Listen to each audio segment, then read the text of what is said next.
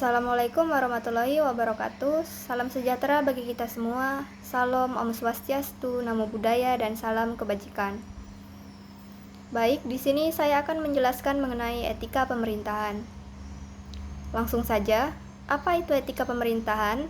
Etika pemerintahan adalah prinsip dan norma yang mengatur perilaku pejabat publik serta lembaga pemerintahan dalam menjalankan tugasnya.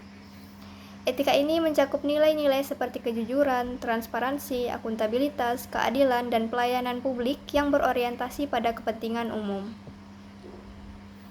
Apakah etika pemerintahan penting bagi pejabat publik dan masyarakat?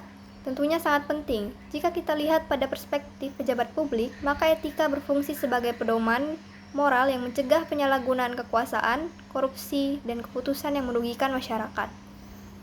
Dengan berpegang teguh pada prinsip etika, mereka dapat membangun kepercayaan publik, meningkatkan efektivitas kebijakan, dan menciptakan pemerintahan yang kredibel. Sedangkan bagi masyarakat, etika pemerintahan memastikan bahwa hak-hak warga negara dihormati dan bahwa kebijakan serta layanan publik diberikan secara adil. Masyarakat yang memahami pentingnya etika berperan aktif dalam mengawasi kebijakan pemerintah, menuntut transparansi, serta mendorong akuntabilitas pejabat publik. Saya mengambil salah satu contoh kasus pelanggaran etika yang terjadi di Kabupaten Penajam Pasir Utara, Kalimantan Timur. Berikut adalah siaran berita oleh TV One News. Komisi Pemberantasan Korupsi KPK menahan Bupati Penajam Pasir Utara, Kalimantan Timur Abdul Ghafur Mas'ud setelah ditetapkan sebagai tersangka. Selain Abdul Ghafur, status tersangka disematkan pula kepada 5 orang lainnya, yakni Bendahara Umum DPC Partai Demokrat Balikpapan, Nur Afifah Balkis, LT Sekda Kabupaten Penajam Pasir Utara Mulyadi, Kepala Dinas Pekerjaan Umum dan Tata Ruang Edi Hasmoro, Kepala Dinas Pendidikan, Pemuda dan Olahraga Jusman, serta Ahmad Zuhdi alias Yudi dari pihak swasta sebagai pemberi suap. Para tersangka ditahan 20 hari ke depan dan dijerat Undang-Undang Nomor 20 Tahun 2001 tentang pemberantasan tindak pidana korupsi. Menurut Wakil Ketua KPK Alexander Marwata, Abdul Ghafur dan 5 tersangka lain diduga telah menerima suap pengadaan barang dan jasa serta perizinan dalam proyek di Dinas Pekerjaan Umum dan Tata Ruang serta Dinas Pendidikan, Pemuda dan Olahraga Kabupaten Penajam Pasir Utara dengan nilai kontrak senilai 112 miliar rupiah. Sebelumnya operasi tangkap tangan itu, KPK mengamankan 11 orang dan Bupati Penajam Pasir Utara Abdul Ghafur ditangkap di salah satu mal di kawasan Senayan, Jakarta.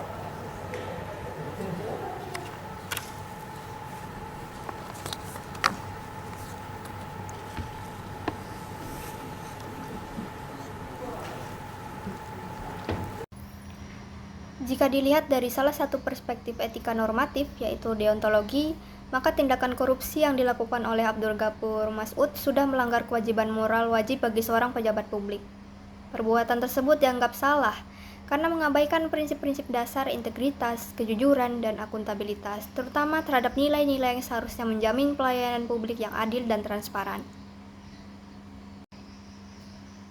Pelajaran moral yang didapat dari kasus tersebut bahwa sebenarnya integritas adalah fondasi utama dalam menjalankan pemerintahan yang bersih. Tindakan menerima suap tanpa memandang besar atau kecilnya menghancurkan kepercayaan publik dan merusak prinsip kejujuran serta keadilan. Integritas menjadi nilai yang tidak bisa ditawar, bahwa memang kepercayaan masyarakat adalah modal utama bagi legitimasi pemerintah.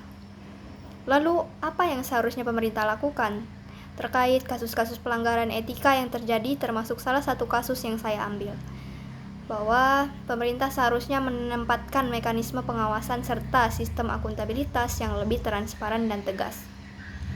Di samping mengandalkan lembaga independen seperti KPK, reformasi birokrasi yang berfokus pada pencegahan korupsi tentunya terus ditingkatkan agar setiap potensi penyalahgunaan kekuasaan dapat diminimalisir. Pelatihan etika bagi pejabat publik, penyuluhan terus-menerus mengenai nilai integritas, dan penegakan hukum yang konsisten terhadap pelanggaran, meskipun melibatkan pejabat tinggi, tentunya hal itu dilakukan agar menciptakan budaya pemerintahan yang lebih bersih dan dapat mencegah terjadinya pelanggaran serupa ke depannya. Kemudian, peran kita sebagai masyarakat agar lebih peduli terhadap etika dalam pemerintahan Yang pertama tentu mempelajari hak dan kewajiban sebagai bagian dari warga negara sehingga mampu menilai kinerja pemerintah secara kritis. Lalu yang kedua, menggunakan saluran informasi yang tersedia untuk mengawasi serta mendukung lembaga-lembaga pengawasan yang independen. Lalu yang ketiga, memilih pemimpin dan mendukung kebijakan yang menjunjung tinggi prinsip transparansi dan kejujuran. Lalu yang keempat, menyuarakan aspirasi agar pertanggungjawaban pejabat dapat terus ditegakkan, sekaligus menciptakan kesadaran kolektif untuk menolak praktik-praktik korupsi. Albert Camus menyatakan bahwa seseorang tanpa etika adalah binatang buas yang dilepas dari dunia ini. Maka mari kita bersama-sama menjunjung tinggi etika dalam setiap aspek kehidupan. Sekian presentasi dari saya.